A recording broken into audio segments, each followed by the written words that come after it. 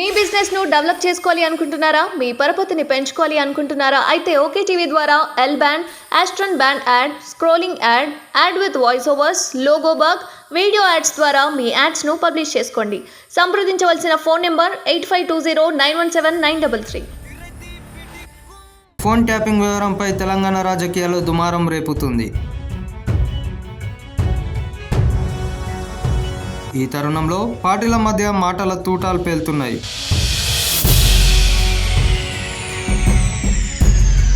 Phone tapping వ్యవహారంపై సమగ్ర విచారణ జరిపించాలని డిమాండ్ చేశారు BJP MP doctor Laxman. KTR మాటలను బట్టి ఫోన్ ట్యాపింగ్ వ్యవహారాన్ని బహిరంగంగానే ఒప్పుకున్నారని గుర్తు చేశారు. ఒకవైపు పోలీసులేమో ప్రభుత్వం చెప్పితే చేశామని, కేటీఆర్ గారేమో వారు మాట్లాడుతూ జరిగితే జరిగి ఉండొచ్చు, ఒకరిద్దరి లంగాలే లుచ్చాలే జరిగిండొచ్చు అని వారు మాట్లాడుతూ, అంటే కేటీఆర్ గారు ఒప్పుకుంటా ఉన్నారు అంటే ఫోన్ ట్యాపింగ్ జరిగి ఉండవచ్చు అని. అది ఒకరిదా ఇద్దరిదా వేలదా ఆ విషయం పక్కన పెడితే అదేదో పోలీసుల పని మాత్రమే వారు చెప్తున్నారు. పోలీసులేమో ప్రభుత్వం ఆదేశాల మేరకు జరిపామని.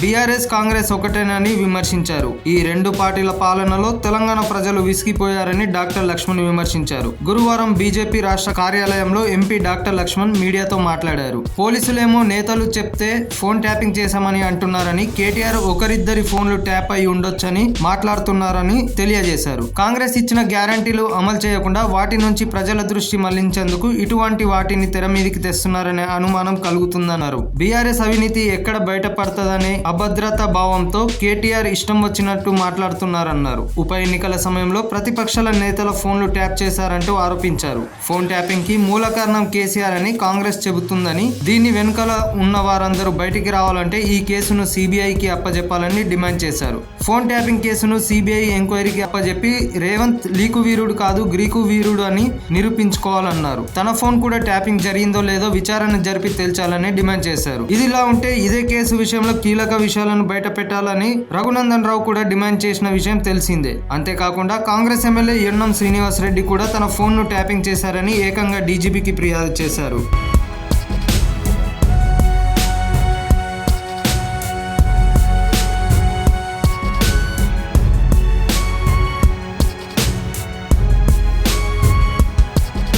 ఫోన్ ట్యాపింగ్ వ్యవహారంపై తెలంగాణ రాజకీయాల్లో దుమారం రేపుతుంది. ఈ తరుణంలో పార్టీల మధ్య మాటల తూటాలు పేలుతున్నాయి.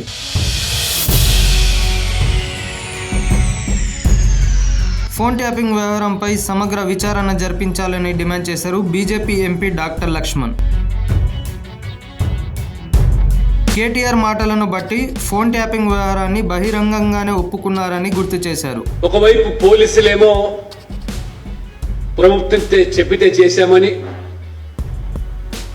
కేటీఆర్ గారేమో వారు మాట్లాడుతూ జరిగితే జరిగి ఉండొచ్చు, ఒకరిద్దరి లంగాలే లుచ్చాలే జరిగిండొచ్చు అని వారు మాట్లాడుతూ, అంటే కేటీఆర్ గారు ఒప్పుకుంటా ఉన్నారు అంటే ఫోన్ ట్యాపింగ్ జరిగి ఉండవచ్చు అని. అది ఒకరిదా ఇద్దరిదా వేలదా ఆ విషయం పక్కన పెడితే అదేదో పోలీసుల పని మాత్రమే వారు చెప్తున్నారు.